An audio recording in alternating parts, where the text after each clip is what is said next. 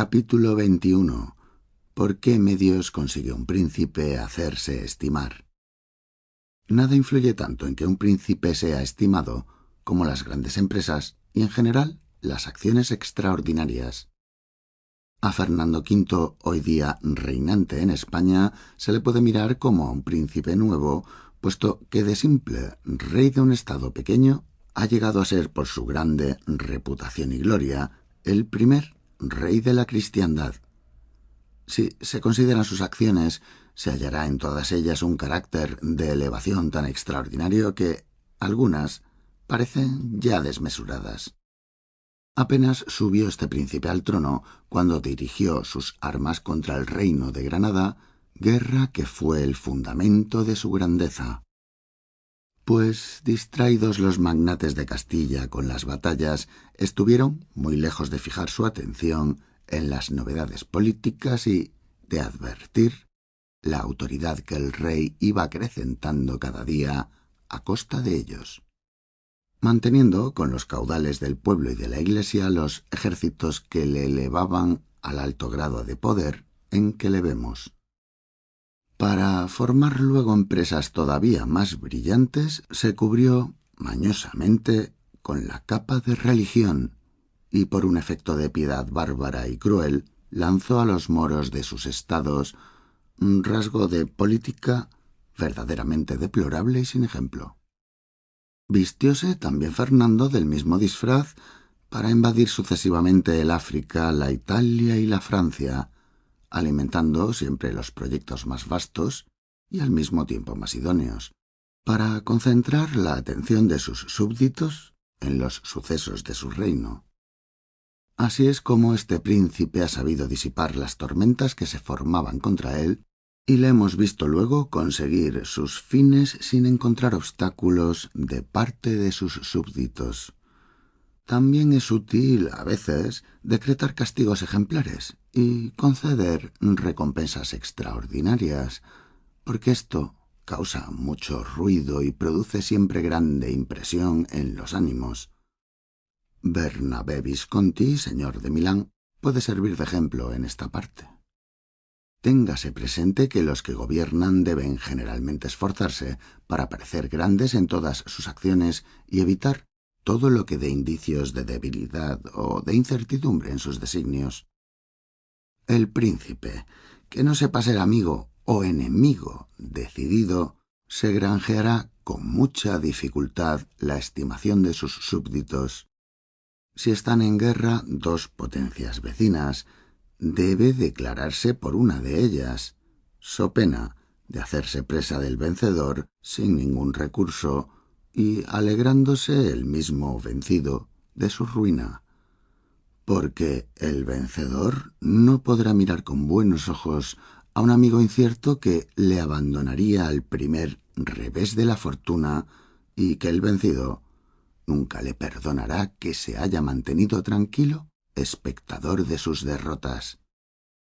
Habiendo entrado Antíoco en la Grecia, llamado por los etolios para echar de allí a los romanos, envió a los aqueos, amigos de estos últimos, un embajador con el fin de persuadirles que se mantuvieran neutrales, al mismo tiempo que los romanos le metían priesa porque tomaran las armas a favor de ellos. Juntos en consejo los aqueos para deliberar sobre este punto, tomó la palabra el enviado de los romanos después del de Antíoco y les dijo: «Os engañan aconsejándoos que no toméis parte en la guerra que sostenemos como el partido más prudente que podéis escoger para la conservación y la utilidad de vuestros estados. Muy al contrario, yo pienso que no pudierais adoptar otro peor, porque manteniéndoos neutrales quedaréis infaliblemente a la discreción del vencedor, cualquiera que éste sea, y tomaréis sobre vosotros dos riesgos por uno. Considera que no es tu amigo quien te pide la neutralidad, y que lo es o puede serlo aquel que te induce a tomar las armas para ayudarle. Los príncipes irresolutos que sólo atienden a salir del apuro adoptan el partido de la neutralidad, que las más veces le conduce a su ruina. Cuando un príncipe se declara paladinamente por una de las potencias beligerantes, si triunfa aquella con quien se junta, aunque él quede después a su discreción y que ella sea muy poderosa, no tendrá que temerla porque le quedará reconocida y habrá formado con la misma estrechos vínculos de amistad. No son los hombres tan impudentes que den a menudo ejemplos de una ingratitud igual a la que resultaría de oprimirle en semejantes circunstancias, además de que nunca son tan prósperas y cumplidas las victorias que permitan al vencedor faltar impunemente tanto a la consideración de sus aliados cuanto al miramiento que siempre se debe a la justicia.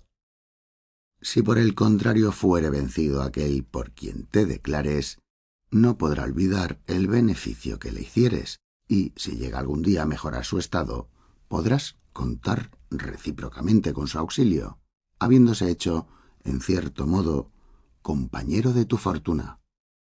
En el otro caso, es decir, si las potencias que están en guerra no pueden inspirarte temor quien quiera que venza, la prudencia te aconsejará siempre que te declares a favor de una de ellas, pues de este modo concurrirás a la ruina de la otra, sirviéndote de auxiliar a la primera, que, si fuera discreta, debería salvarla. Como será imposible que aquella no triunfe con tu auxilio, su victoria la dejará también sometida a tu discreción. Obsérvese aquí que, habiendo un príncipe de acometer a otros, debe huir de toda alianza con quien sea más poderoso que él, no obligándole a hacerlo la necesidad, como llevo dicho más arriba, porque si éste vence, te quedarás en cierto modo sometido a su poder, situación violenta que debe evitar todo el que aprecia como debe su independencia. Así es como se perdieron los venecianos por haberse aliado sin necesidad a la Francia contra el duque de Milán. Los florentinos no fueron tan reprensibles en haber abrazado el partido del Papa y del rey de España luego que marcharon las tropas de estos contra la Lombardía, porque obedecían a la dura ley de la necesidad, según ya he probado antes. Por último, no hay un partido perfectamente seguro y muchas veces tan solo se puede evitar un peligro para caer en otro mayor. La prudencia humana sirve solamente para escoger el menos perjudicial de los males conocidos. Los príncipes deben honrar mucho el talento y proteger las artes, especialmente el comercio y la agricultura. Importa, sobre todo, inspirar seguridad a los labradores contra la opinión que suelen tener de que serán recargados con tributos y despojados de sus tierras después que las hayan mejorado por medio de un buen cultivo. Últimamente el príncipe no se descuidará en ciertos tiempos del año de dar al pueblo fiestas y espectáculos, ni faltará a honrar con su presencia las juntas de los diferentes gremios de oficios, desplegando en todas estas ocasiones la magnificencia propia del trono y dando muestras de bondad sin comprometer la dignidad del rango a que se ve elevado. Capítulo 22. De los ministros. La elección de ministros es una de las cosas más importantes y que da mejor a conocer la sabiduría de los que gobiernan porque no es de príncipes ordinarios emplear bien su confianza. En esto se echa de ver al instante su talento, pues el que tuviere para otros negocios no se descubre sino al paso que se ofrece la ocasión y ésta no se presenta con frecuencia. La reputación de un príncipe pende muchas veces del mérito de las personas que le rodean. Todos los que conocían al señor Antonio de Benafro no podían menos que hacer justicia al tino y a la sabiduría de Pandolfo Petrucci, príncipe de Sena, por la elección que hizo de un hombre tan hábil para administrar sus estados. Hay tres especies de talentos. Unos que saben descubrir cuánto les importa saber. Otros que disciernen con facilidad el bien que se les propone. Y, en fin, los hay que no entienden por sí ni por medio de otro. Los primeros son sobresalientes, los segundos buenos y los terceros absolutamente inútiles. Pandolfo pertenecía cuanto menos a la segunda clase, porque el príncipe que sabe distinguir lo que es útil de lo que es perjudicial puede, sin ser hombre de grande ingenio, formar juicio de la conducta de sus ministros y aprobarla o tacharla con discernimiento, de manera que, estando estos persuadidos de que no pueden engañarle, le servirán con celo y fidelidad. ¿Pero qué medios hay de conocer a los ministros? He aquí uno infalible, que consiste en observar si se ocupan más de sus intereses propios que en los del Estado. Un ministro debe dedicarse enteramente a los negocios públicos y no entretener jamás al príncipe con sus asuntos particulares. A éste le toca cuidar de los intereses del ministro, que, por decirlo así, se olvida de sí mismo, y colmarle de honras y bienes. De este modo le quitará el pensamiento de buscar más riquezas y otras dignidades. Sobre todo debe reducirle a términos de temer y alejar cualquiera mudanza perjudicial o funesta al soberano, su amo, único arbitrio para establecer entre el príncipe y los ministros una confianza útil y al mismo tiempo noble y honrosa. Capítulo 23. Cómo se debe huir de los aduladores. No puedo menos que hablar de la adulación que reina en todas las cortes, vicio contra el cual los príncipes deben estar siempre alerta, y que no se verán libres si no es valiéndose de la prudencia y de mucha habilidad. Tienen los hombres tanto amor propio y tan buena opinión de sí mismos que es muy difícil preservarse de tal contagio, además de que, queriendo evitarlo, pudieran también disminuir su justo aprecio.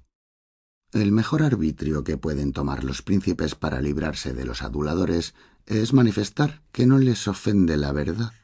Pero si cualquiera tuviese la libertad de decirles lo que quisiera, ¿en qué vendría a quedar entonces el respeto debido a la majestad del soberano? El príncipe prudente guarda un justo medio, escogiendo hombres sabios por consejeros y permitiéndole a ellos solos que le digan francamente la verdad sobre las cosas que le pregunte y nada más.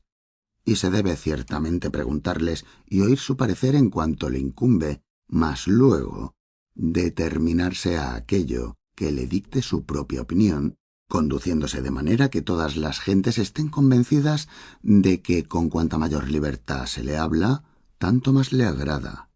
Tocante a los otros, no debe oírles el príncipe, sino seguir derechamente el camino que se ha propuesto sin apartarse de él. Un príncipe que se porta de diferente modo o se pierde por escuchar a los lisonjeros o tiene una conducta incierta y variable que le quita todo su crédito. Voy a citar en apoyo de esta doctrina un pasaje de la historia de nuestro tiempo. Dice el clérigo Zug del emperador Maximiliano, su señor hoy día reinante, que de nadie se aconseja y, sin embargo, jamás obra siguiendo su propio dictamen. Esto es seguir un camino diametralmente opuesto al que acabo de señalar. Como Su Majestad Imperial es un señor muy misterioso, que no da parte a nadie de sus proyectos hasta el momento mismo de llevarlos a ejecución, apretado entonces por el tiempo, por los reparos que le ponen sus ministros y por las dificultades imprevistas que encuentra, tiene que ceder a la opinión de los demás y trastornar todo lo que había concebido. Y ahora pregunto yo, ¿qué cuenta hay que tener con un príncipe que deshace hoy lo que hizo ayer? Siempre le está bien al jefe de un estado tener consejeros y consultarlos, pero haciéndolo cuando a él le acomode y no cuando quieran sus súbditos. Ha de procurar, por el contrario, que nadie se meta a darle consejos sin que él se los pida, aunque convenga que sea a veces gran preguntón que oiga atentamente lo que le digan y manifieste descontento si advierte que los que están a su lado titubean en decirle todo lo necesario. Es un error grosero creer que será menos estimado un príncipe aconsejándose de otros, y que entonces se le tendrá por incapaz de conocer las cosas por sí mismo, porque el que está falto de luces jamás acierta a aconsejarle bien, a menos que tenga la rara felicidad de encontrar un ministro hábil y honrado en quien pueda descargarse de todo el peso y cuidados del gobierno, y aun entonces correrá el riesgo de verse despojado de sus estados por aquel mismo a quien imprudentemente confió toda su autoridad. Para ponerse a salvo de este peligro, si en lugar de un consejero solo tiene muchos y, destituido de talento, quiere conciliar los pareceres diferentes de sus ministros, que acaso se ocuparán más del interés propio suyo que de los del Estado, sin recelarlo él siquiera, ¿cómo podrá evitar su perdición?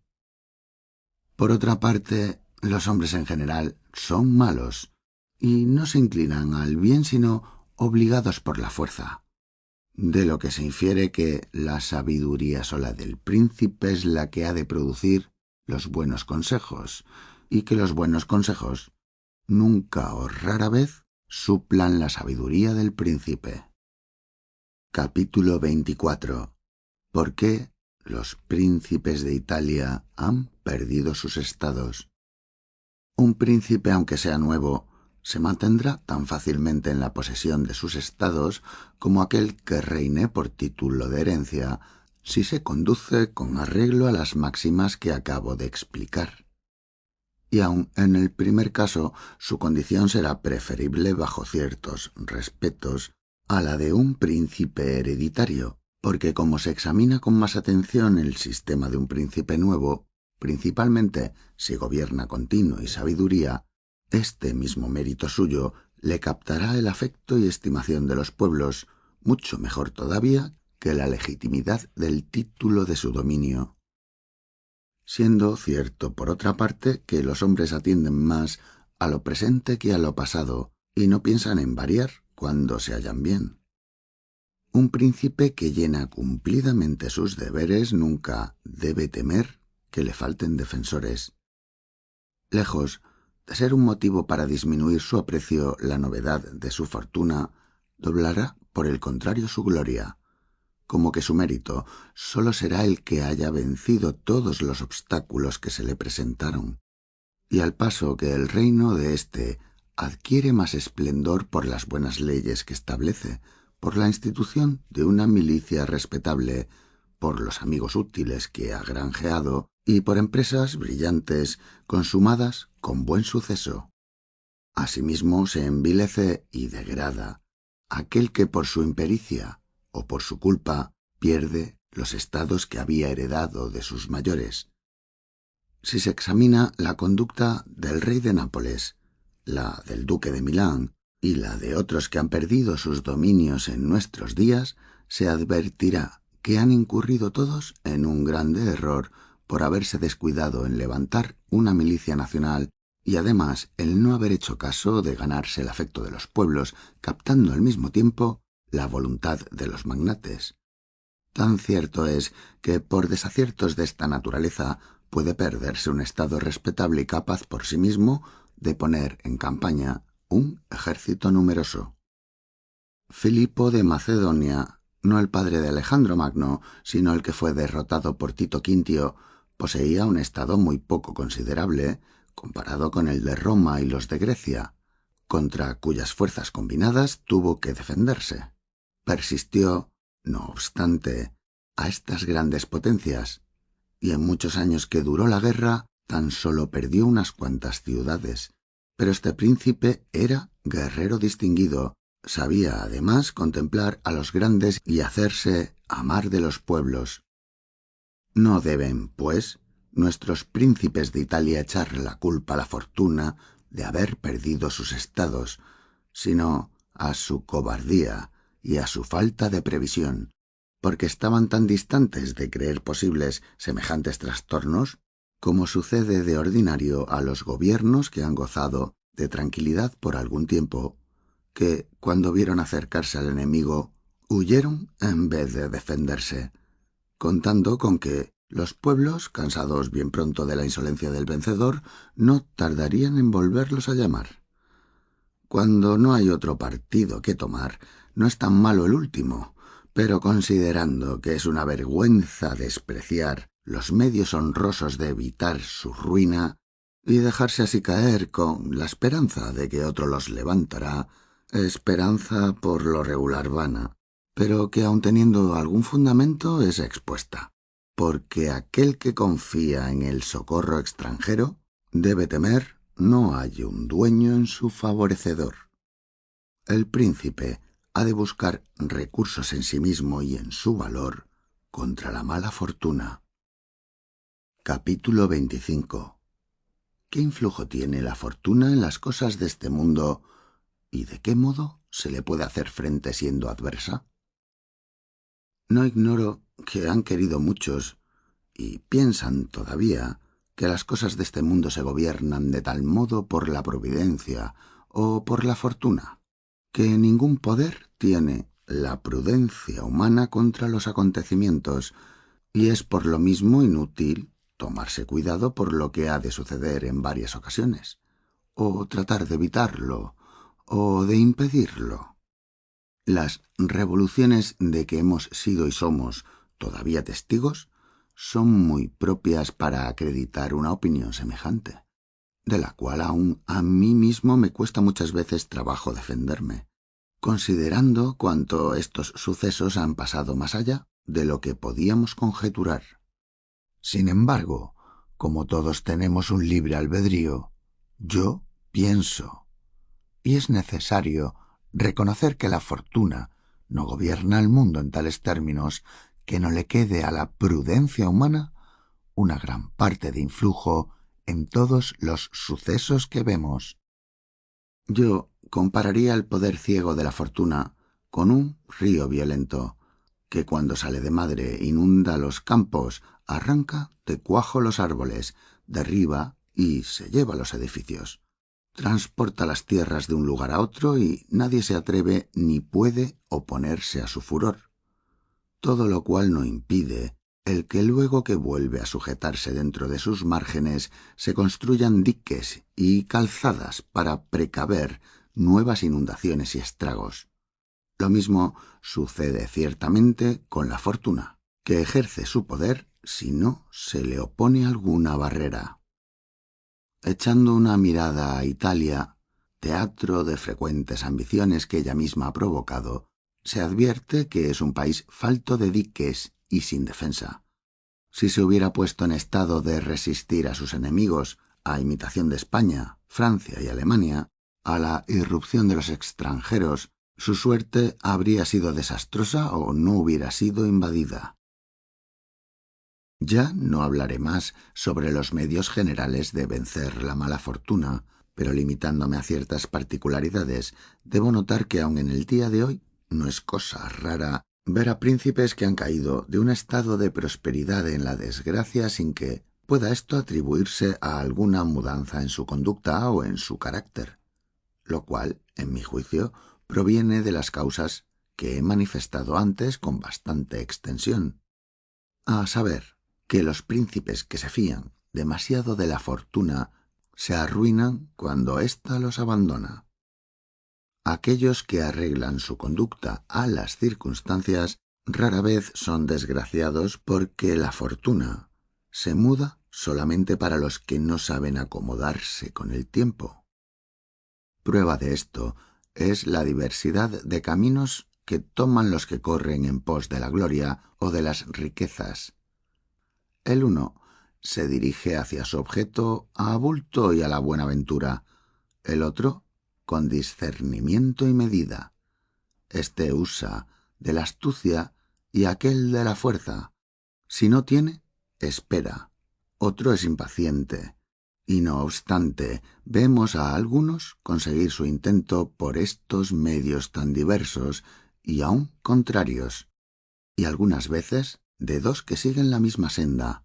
El uno llega a su destino y el otro se extravía. La diferencia de tiempos puede únicamente descifrar la extravagancia de los sucesos. Las circunstancias deciden también si en tal o cual ocasión un príncipe se ha conducido bien o mal. Hay tiempos en que es necesario valerse de suma prudencia y hay otros en que el príncipe puede o debe dejar alguna cosa a la casualidad. Pero nada es tan difícil como mudar de intento y a tiempo de conducta y de carácter, ya sea porque no sepa uno resistir a sus hábitos e inclinaciones, o ya porque con dificultad se abandona un camino que siempre nos había dirigido bien. Julio II, de un genio violento y arrebatado, salió felizmente de todas sus empresas, sin duda porque las circunstancias en que este pontífice gobernaba la Iglesia requerían un jefe de semejante carácter.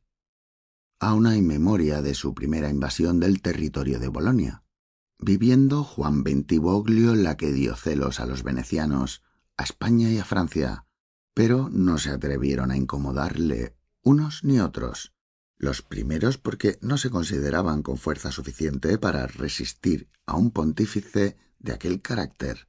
La España porque ella misma tenía que recobrar el reino de Nápoles, y la Francia porque además del interés que advertía en contemplar a Julio II, quería humillar también a los venecianos, de suerte que no titubeó en conceder al Papa los socorros que le había pedido. Así es como Julio II salió felizmente de una empresa en que hubieran sido intempestivas la prudencia y la circunspección, y sin duda esta empresa hubiera tenido mal éxito, dando tiempo a España y a los venecianos para reconocerse y a la Francia para que le entretuviera con excusas y dilaciones. Julio II manifestó en todas sus empresas el mismo carácter de violencia, justificándolo el éxito plenamente. Pero ¿acaso no vivió bastante para probar la inconstancia de la fortuna? Porque si hubiese llegado tiempo de valerse de la prudencia y de la circunspección, inevitablemente hubiera encontrado su ruina en aquella inflexibilidad suya de carácter y en la impetuosidad que eran tan natural en él. De todo esto se deduce que aquellos que no saben mudar de método cuando los tiempos lo requieren, prosperan sin duda mientras van de acuerdo con la fortuna, pero se pierden luego que ésta se muda, no sabiendo seguirla en sus frecuentes variaciones. Por último, opino que más vale ser atrevido que demasiado circunspecto, porque la fortuna es de un sexo que únicamente cede a la violencia, repele siempre a los cobardes y, si suele declararse por los jóvenes, es porque son ellos más emprendedores y atrevidos. Capítulo 26. Exhortación para libertar la Italia del yugo de los extranjeros. Cuando repaso las materias que contiene este libro y me detengo a examinar si las circunstancias en que nos hallamos serán o no favorables para el establecimiento de un gobierno nuevo que fuese tan aventajado para Italia como honroso a su autor, me parece que no ha habido tiempo más oportuno de llevar a ejecución una empresa tan gloriosa. Si fue necesario que el pueblo de Israel estuviera esclavizado en Egipto para que apreciase las raras prendas de Moisés, que los persas gimiesen en la opresión de los medos para que conociesen todo el valor y la magnanimidad de Ciro, en fin, si los atenienses no habrían percibido tan vivamente la importancia de los beneficios de Teseo, a no haber experimentado los males inherentes a la vida errante y vagabunda, ha sido menester también que para apreciar el mérito y talento de un libertador de Italia se viera nuestro infausto país, maltratado más cruelmente que la Persia, que sus habitantes hayan estado más dispersos que los atenienses y, en fin, que hayan vivido sin leyes y sin jefes, saqueados, deshechos y esclavizados por los extranjeros. Alguna vez en verdad han aparecido varones de un mérito tan singular que pudiera habérseles creído enviados por Dios para libertarnos, pero no parece también, sino que la fortuna, celosa, se empeñó en abandonarlos en la mitad de su carrera, de suerte que nuestra desgraciada patria gime todavía exánime y se consume esperando algún redentor que ponga fin a la devastación y frecuentes saqueos de la Lombardía, de la Toscana y del reino de Nápoles. Pide al cielo que levante algún príncipe poderoso para sacarla del yugo pesado e irresistible de los extranjeros, para cicatrizar las hondas llagas que tiene abiertas tanto tiempo ha, y para conducirla bajo sus estandartes a una victoria permanente contra tan crueles opresores. Pero ¿en quién podrá la Italia poner los ojos sino en vuestra ilustre casa, que sobre hallarse visiblemente favorecida del cielo y en el día encargada del gobierno de la Iglesia, posee además la sabiduría y el poder necesarios para intentar una empresa tan noble? Yo no creo que os presente obstáculos invencibles la ejecución de este proyecto, si consideráis que los grandes príncipes que os pueden servir de norma no eran más que hombres poderosos como vos, aunque su mérito les haya elevado sobre los demás de su especie, y, a la verdad, ninguno de ellos se halló en una situación tan favorable como la vuestra. Debo añadir que, estando también la justicia de vuestra parte, su causa no podría ser más legítima, ni Dios estar por ellos más bien que por vos. Toda guerra es justa desde que es necesaria, y es humanidad tomar las armas por la defensa de un pueblo cuando está en ellas su único y postrer recurso.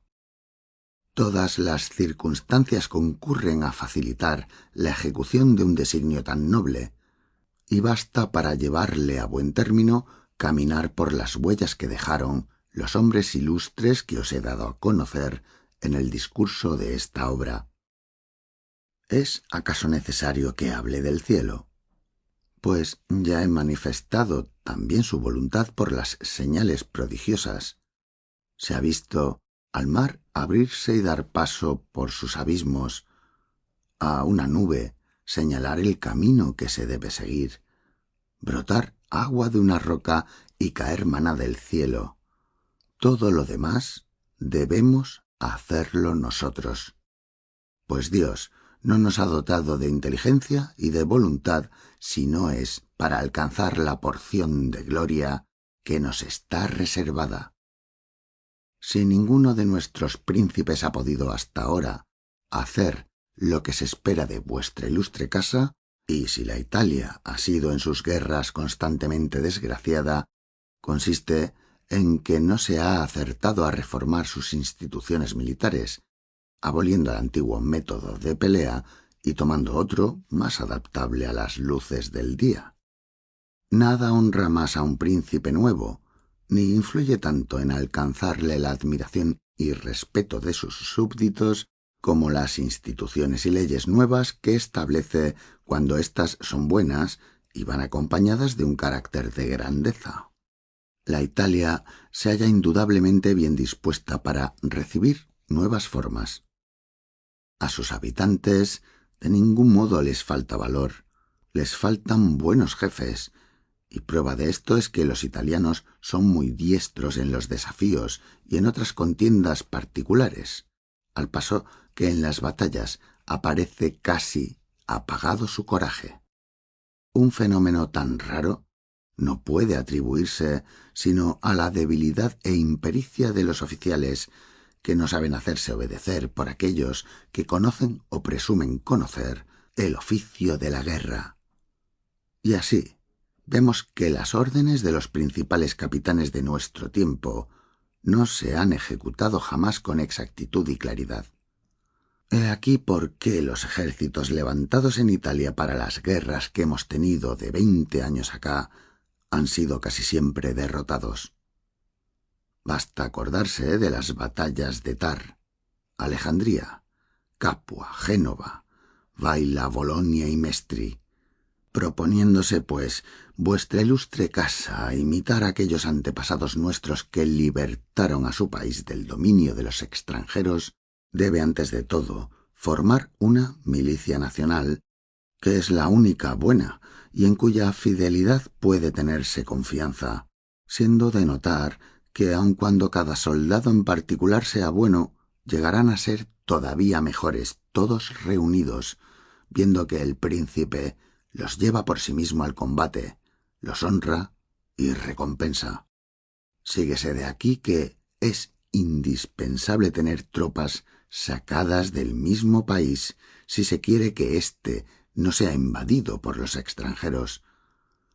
La infantería suiza y la española son muy apreciables, pero ni la una ni la otra carecen de defectos que pueden evitarse en la formación de la nuestra y hacerla superior a ellas.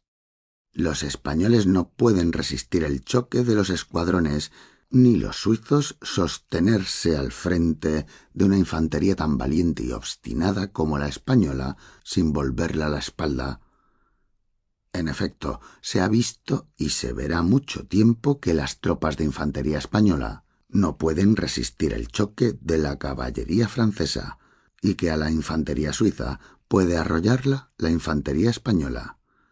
Si se dudara de este último supuesto, traería a la memoria la batalla de Rávena, en que la infantería española peleó con las tropas alemanas, las cuales guardaban el mismo orden en combate que los suizos. Habiéndose arrojado, pues, los españoles con la impetuosidad que acostumbran, y abrigados con sus broqueles en medio de las picas de los alemanes, fueron éstos precisados a replegarse, y hubieran sido derrotados enteramente a no haber caído sobre los españoles la caballería. Trátase, pues, de formar una milicia que no tenga los defectos de la infantería suiza, ni los de la española, y que pueda sostenerse contra la caballería francesa. Nada hay más propio para que un príncipe nuevo ilustre su reino y adquiera una gran reputación. Es harto excelente para dejarla perder la ocasión que se presenta, y ya es tiempo que la Italia vea quebrantadas sus cadenas. Con qué demostraciones de gozo y de reconocimiento no recibirán a su libertador estas desgraciadas provincias que gimen tanto tiempo ha bajo el yugo de una dominación odiosa. ¿Qué ciudad le cerraría las puertas o qué pueblo sería tan ciego de rehusar a obedecerle? ¿Qué rivales tendría que temer? ¿Habría un solo italiano que no corriera a rendirle homenaje? Todos se hallan ya cansados de la dominación de estos bárbaros. Dígnese vuestra ilustre casa, fortalecida con todas las esperanzas que da la justicia de nuestra causa, de acometer una empresa tan noble, a fin de que recobre nuestra nación bajo vuestras banderas su antiguo esplendor, que sea tal que pueda cantar con mejores auspicios aquellos versos de Petrarca. Virtù contro a furore prenderà l'armi, e fia il combate corto, c'è le antico valor nelli italizi, cor non è ancor morto. Fin del Príncipe de Maquiavelo. Leído por ficción narrada en Málaga a 4 de enero de 2026.